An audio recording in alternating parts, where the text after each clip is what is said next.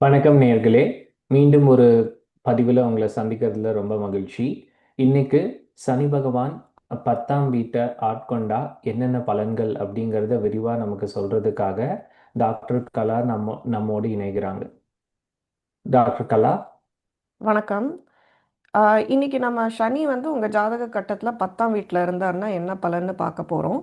முழு பலனை தெரிஞ்சுக்கிறதுக்கு உங்கள் ஜாதகத்தில் சனி எந்த ராசியில் இருக்கார், எந்த நட்சத்திரத்தில் இருக்கார்னு பார்க்கணும். அப்புறம் சனியோட வேறு கிரகம் இணைஞ்சிருக்கா இல்லை வேறு கிரகத்தோட பார்வை சனி மேலே இருக்கான்னு பார்க்கணும். ஸோ 10ஆம் வீடுனா என்ன அப்படின்னு பார்த்தீங்கன்னா, தொழில், அதிகாரம், அந்தஸ்து, பப்ளிக் லைஃப், இந்த உலகத்தில் நீங்கள் விட்டு செல்லும் அடையாளம், நல்ல பெயர், லெகசி, இதெல்லாம் குறிக்கும். ஸோ நீங்கள் எவ்வளவு உழைக்கிறீங்கன்னு மட்டும் இல்லாமல் அந்த உழைப்பு வந்து இந்த உலகம் எப்படி பார்க்குது என்பதையும் இந்த வீடு குறிக்கும். ஸோ உங்கள் முயற்சியும் சமூகத்தின் பார்வையும் சந்திக்கும் இடம்தான் 10ஆம் வீடு. ஸோ 10ஆம் வீடை வந்து நம்ம ஜெனித்துன்னு சொல்லுவோம். அதாவது நீங்கள் பிறந்தப்போ வானத்தில் தலைக்கு நேர் மேலே உள்ள புள்ளி. தட் இஸ் உங்களோட ஜாதக கட்டம் என்னன்னா, நீங்கள் பிறக்கும்போது வானத்தில் எல்லா ஸ்டார்ஸும் எல்லா பிளானட்ஸும் எங்கே இருக்காங்களோ அதோட வந்து ஒரு புகைப்படம் அப்படின்னு நீங்கள் வச்சுக்கலாம். ஸோ இந்த புகைப்படத்தில் உங்கள் தலைக்கு மேலே வந்து சனி இருக்கார். ஸோ சனி வந்து ஒரு கனமான கிரகம், ஒரு ஹெவி கிரகம். ஸோ சனி இங்கே வரும்போது ஒரு ஹெவினஸ் உங்களுக்கு ஃபீல் ஆகும். சனி வந்து கர்மகாரகன்னு சொல்லுவோம். ஸோ 10ஆம் வீடு வந்து கர்மஸ்தானம். ஸோ இங்கே சனி வரும்போது பொறுமை கற்றுத்தரும். பொறுமை கற்றுத்தர டீச்சர் வந்து தலை மேலே உட்காந்து ஒவ்வொரு நிமிஷமும் வழி நடத்துகிற மாதிரி தான் உங்களுக்கு இருக்கும். ஸோ நான் நவகிரக வீடியோவில் முன்னாடி எக்ஸ்பிளைன் பண்ணியிருந்தேன். சனியோட வேலை வந்து நம்ம பூர்வ ஜென்ம கர்மாவை முடிக்க வைக்கிறது தான் அதோட வேலை. ஸோ 10ஆம் வீடு சம்மந்தமாக உங்களுக்கு ஏதோ கர்மா பெண்டிங்காக இருந்திருக்கும். ஏதோ உங்களுக்கு போன ஜென்மத்தில் எல்லாம் ஈஸியாக கிடச்சி, பதவி கிடச்சி, அதோட அதை எப்படி பிரயோகம் பண்ணணும், கரெக்டாக எப்படி எடுத்துகிட்டு போகணுன்னு தெரியாமல் இருந்திருக்கலாம். இல்லைனா ஈகோ, நிறைய ஆசைகள் நிறைய இருந்து உங்களை வந்து தப்பான வழியில் அது கூட்டிகிட்டு போயிருக்கலாம். ஸோ இது சும்மா எக்ஸாம்பிளுக்கு சொல்கிறேன். நீங்கள் என்ன புரிஞ்சுக்கணுன்னா, இந்த வீடு சம்மந்தமாக 10ஆம் வீடு சம்மந்தமாக ஏதோ கர்மாவை நீங்கள் தீர்க்க வந்திருக்கீங்க. ஸோ ஒரு நல்ல பாசிட்டிவ் சனி இங்கே வந்து உக்காந்துருக்கு அப்படின்னா, உங்களுக்கு வந்து சமூகத்தை வந்து நீங்கள் பாசிட்டிவாக மாற்றணும் அப்படின்னு நினைப்பீங்க. எக்ஸாம்பிள், சனி வந்து துலாமில் உச்சமாக இருந்ததுன்னு வச்சுருந்தீங்கன்னா, லாவில், பப்ளிக் சர்வீஸ், ஐஏஎஸ், ஐபிஎஸ் இந்த மாதிரி வேலைகளில் நீங்கள் ரொம்ப ஷைன் பண்ணுவீங்க. நிலைத்தன்மையும் பொறுப்பும் அதிகமாக இருக்கும் உங்ககிட்ட. வேலையை வந்து போட்டியாக பார்க்க மாட்டீங்க. செய்கிற வேலை சரியாக இருந்தால் போகிறோம் அப்படின்னு நினைப்பீங்க. தலைமை பொறுப்பு அதுவே தானாக உங்களை தேடி வரும். ஏன்னா கடினமான நேரத்தில் வந்து நீங்கள் ஒரு கல் மாதிரி இருக்கிறதுனால மற்றவங்களுக்கு வந்து உங்களை நேச்சுரலாக உங்களை வந்து நம்ப வைக்கும் அது. இப்போது அதே மாதிரி சனி வீக்காக இருந்ததுன்னா நிறைய சவாலான குணங்கள் சந்திக்க வேண்டியதாக இருக்கும். உங்கள் மதிப்பை வந்து உங்கள் வேலையோட இணைத்து பார்ப்பீங்க. மன அழுத்தம், கோபம் வரலாம். ரெஸ்ட் எடுப்பதே தவறுன்னு யோசிப்பீங்க.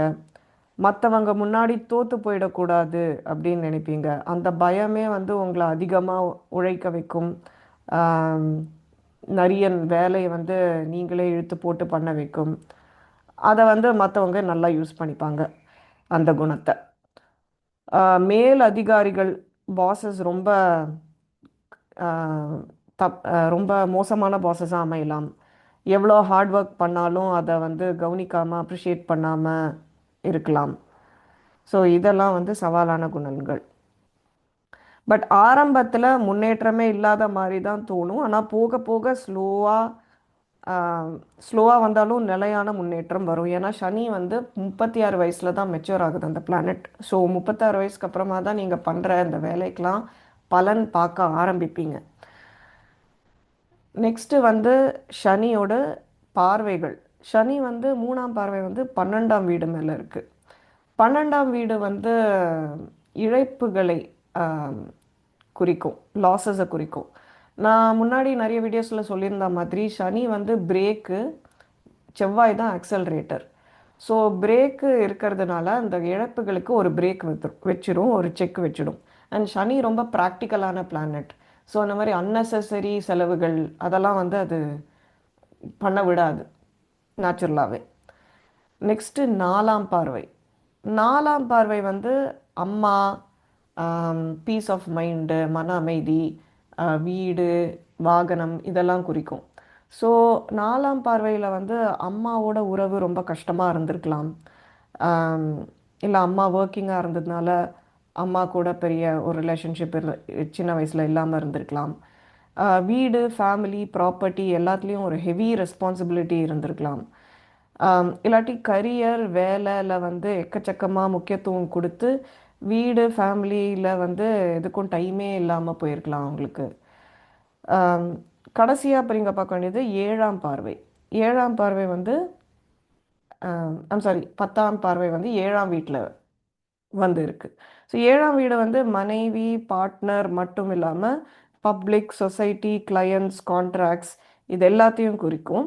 ஸோ கெரியரோட முக்கிய பாகம் வந்து நீங்கள் மற்றவங்களை எப்படி டீல் பண்ணுறீங்க ப்ரொஃபஷ்னலாக, பார்ட்னர்ஸ், கிளையண்ட்ஸ், பப்ளிக் இதெல்லாம் காட்டும்.